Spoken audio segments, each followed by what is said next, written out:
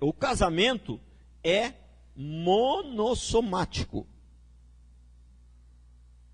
O casamento, a soma de 2, 1 mais 1 dá 1. Não dá 2. Né? A soma dá 1 só. Não tem como somar. Né? Junta duas pessoas, vira um só. Marcos 10, 8 e 9. E com sua mulher serão os dois uma só carne, de modo que já não são dois, mas uma só carne. Portanto, o que Deus juntou, não separe o homem. Então, eu queria dizer para você o seguinte: não existe separação. Pastor, tem exceção? Se tem uma coisa que eu aprendi na minha vida, é o seguinte: que em quase tudo tem exceção. Mas nesse caso aqui não tem exceção. Pastor, mas não tem exceção nenhuma. Não. Só a morte pode separar alguém que se casou. Só a morte. Pastor, e aquela pessoa que casa a segunda vez? Ele está com 2 mulheres. Ele está casado com 2. Ou a mulher está casada com 2 homens. Ah, mas o marido dela já casou com outra, já está lá com outra, e agora ele casou aqui com essa daqui. Ele está casado com 2. Ele está casado com 2, uma delas ele não vive com ela. Ele tem 2 mulheres, só que uma só vive com ele, a outra não vive com ele, mas ele tem 2 mulheres. Porque não existe separação, só a morte pode separar. Só a morte pode separar, não existe separação. Entendeu? Porque aliança não se quebra, aliança é um negócio inquebrável. Né? Aliança não se quebra. E então, aqui ó, Mateus 19, 6, de modo que já não são mais 2, porém uma só carne. Portanto, o que Deus juntou, não separe o homem. Não adianta o homem separar. Se o homem separar, Deus não separa. Não adianta. Não adianta. Pastor, mas eu conheço um homem que ele separou. Ele era do mundo ainda. Né? Ele separou. Aí a mulher dele casou com outro. Já tem filho com outro. Já está casado, não tem mais volta. Aí então ele casou com outro aqui.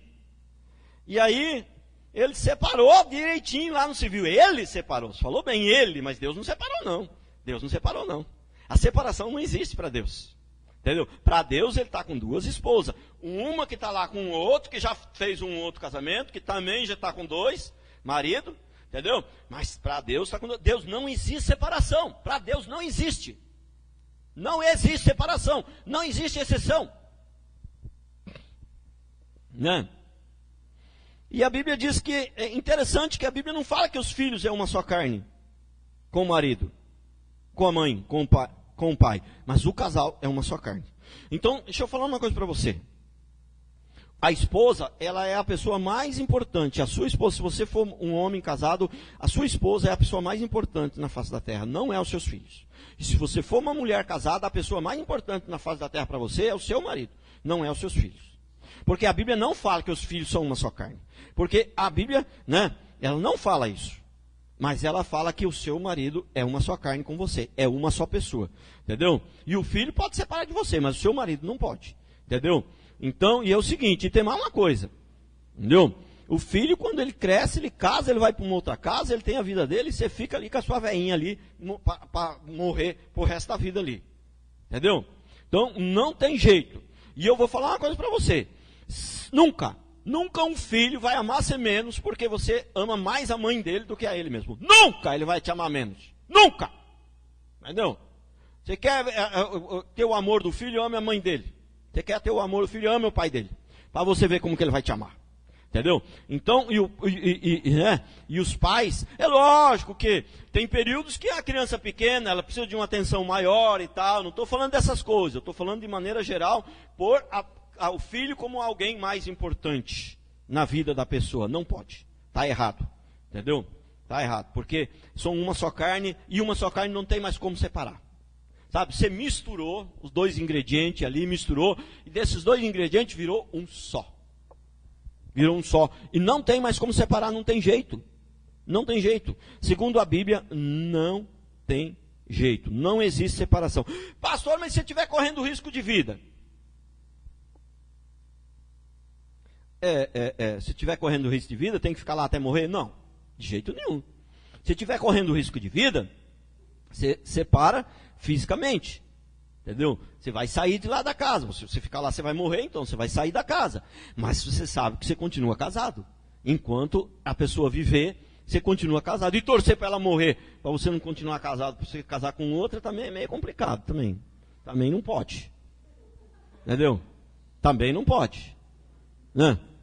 Porque tem gente que é assim, né? Torce para a pessoa morrer, para ele se livrar, para poder casar. Também não pode. Entendeu? Não tem separação. Agora, não precisa nem ser por risco de vida. Não precisa nem ser por risco de vida. Se for por prostituição, a primeira coisa, a Bíblia não diz que em caso de adultério é para separar. A Bíblia diz que em caso de adultério pode. Né? Mas é o seguinte, pode, mas o primeiro passo seria perdão. Mas se não houver condições, porque dependendo do tipo do adultério, é meio complicado, viu, para viver junto. Se é um adultério que foi um acidente, até dá para perdoar e viver junto. Mas se é uma coisa que é uma prática, e a pessoa corre o risco de amanhã fazer de novo, e ninguém é de ferro, você não vira o anjo ainda, talvez você não suporte isso. Então, pode separar, você não peca. Mas você tem que saber que aquele lá continua sendo seu marido. Até você viver, até você morrer. E você não pode casar com outro. Você não pode casar com outro. Mas não existem exceções. E se a pessoa chegar aqui na igreja, já largou quando era do mundo, já largou da esposa, né? Já desquitou, e já está morando com outro e já tem filho. Como é que faz com ele? Aí não pode casar de novo? Não pode. Mata o menino que aí não dá. Aí não dá. Aí tem que matar o menino. Aí tem que matar o menino. Matar o menino não vai ter jeito. Então o que vai fazer?